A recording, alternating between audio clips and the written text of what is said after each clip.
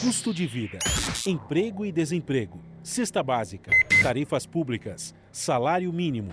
Agora, na Brasil Atual, a análise do DIEESE.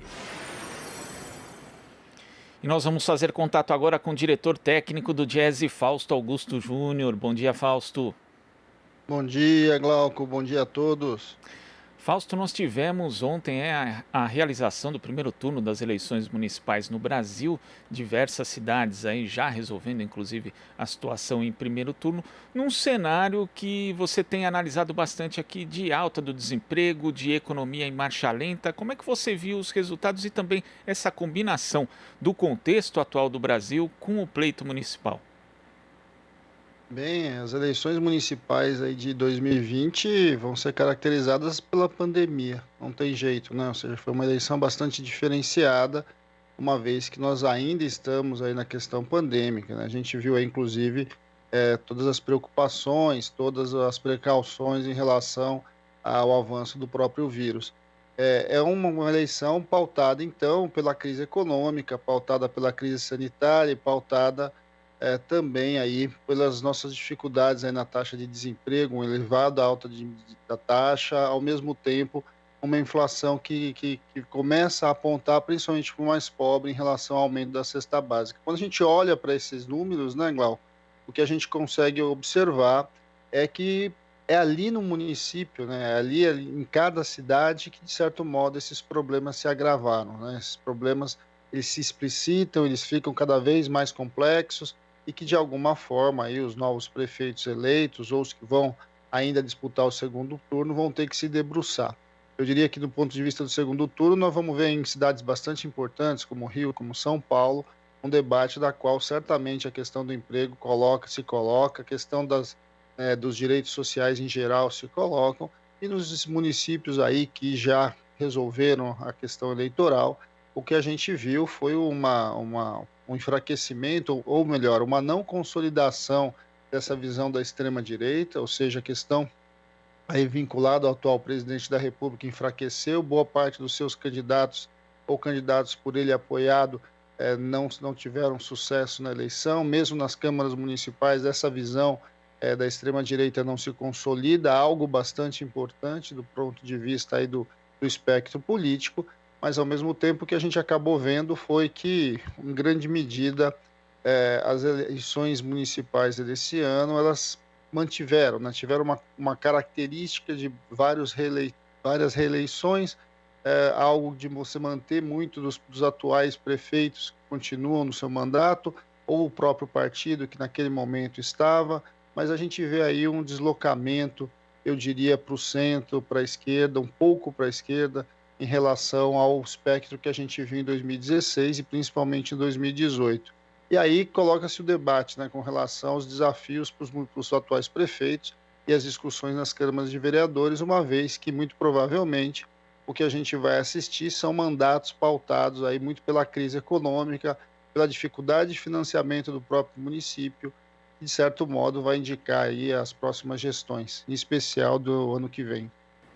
E a gente teve a formação, né, Fausto, da bancada da renda básica, envolvendo aí diversos candidatos a prefeituras e também à Câmara de Vereadores de várias cidades brasileiras, inclusive alguns foram bem-sucedidos nas urnas. E, diante da omissão do governo federal, né, no cenário da pandemia e também da crise econômica, vai ser interessante a gente acompanhar também algumas iniciativas nesse sentido por parte das administrações públicas municipais, mesmo nesse momento de contração econômica que também acaba afetando a gestão dos prefeitos, Fausto? Esse talvez sejam duas grandes novidades aí começam a se fortalecer, né? Uma das questões é a bancada aí da renda básica. A questão dessa discussão vai avançar por dentro da Câmara, né, Glauco? Uma vez que é nos municípios que a gente vê onde está a dificuldade das famílias, né? As famílias vivem no município, vivem nas pequenas cidades em geral, e as dificuldades que a gente vê aí, que a gente fala tanto da economia real, etc., vinculado à bolsa, vinculado às taxas de desemprego, taxas de inflação, na verdade, elas se realizam, elas são expressões do que acontece no município. Essa questão da renda básica deve se colocar em várias câmaras de vereadores, é uma pauta já ampliada de diversos partidos, ou seja, ela tende a ganhar força, E na outra ponta, o que a gente viu também foi o crescimento das chamadas bancadas coletivas, né? Ou seja, vários coletivos, em especial coletivos vinculados a mulheres, às questões de gênero, e as questões LGBT também começaram a aparecer. E acho que é importante que as câmaras de vereadores começam a apontar também essa visão mais coletivizada, né? Ou seja, a redução talvez de um conjunto de grandes caciques da política, mas a ideia de um vereador que está vinculado a um projeto, que está vinculado a uma determinada luta, que está vinculado a um determinado movimento.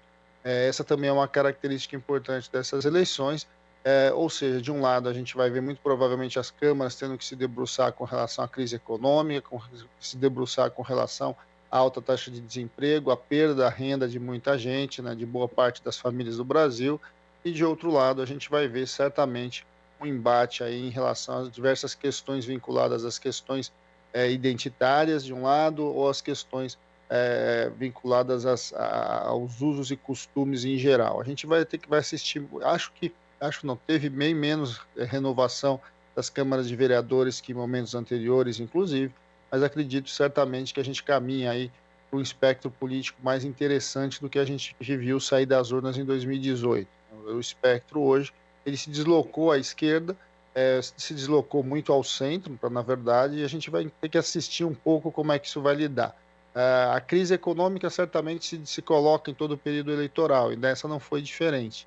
Em especial, uma terrível insegurança em relação ao futuro levam votações mais conservadoras. O que a gente assistiu, de certo modo, foi isso, né? Você viu que há uma troca bem menor de número de prefeitos ou de partidos que já estavam no poder, e aí você vai assistindo aí um deslocamento de certo modo, mais para o centro, e vamos ver como é que isso vai se dar efetivamente nos mandatos de cada um desses prefeitos reeleitos ou eleitos que a gente assistiu. Agora, nesse espaço de renovação nas câmaras municipais, a gente viu justamente a emergência de mais representatividade, né, Fausto? Em especial também muitas lideranças comunitárias de periferias de grandes cidades chegando aí à vereança. Isso também deve modificar um pouquinho essa questão do debate, das discussões das políticas públicas, que muitas vezes elas acabam passando ao largo das necessidades da periferia, em especial nas grandes cidades, Fausto. É o mundo real um pouco chegando, né, Glauco? O mundo real tendo que chegar às câmaras de vereadores, e a gente vai assistir aí um pouco como é que vai se dar esse embate. As câmaras de vereadores são a expressão, de fato, das necessidades do município, da relação de poder em cada uma daquelas cidades, e a gente tem que olhar um pouquinho como é que isso vai se desdobrar agora para dentro da discussão dos municípios.